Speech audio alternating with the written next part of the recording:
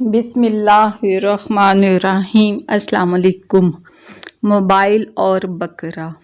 دوست نے 96,000 روپے کا آئی فون خریدا تو سب نے کہا واو، پارٹی کب دو گے؟ ایک اور دوست نے 25 لاکھ کی گاڑی خریدی، دوستوں نے خوب مبارکباد دی اور پارٹی کے لیے مجبور کرنے لگے۔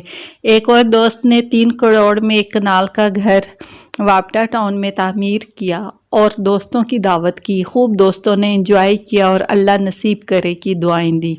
لیکن جب میں نے 45,000 روپے کا قربانی کا بکرا خریدا تو کئی چیخ اٹھے، "What the hell is this؟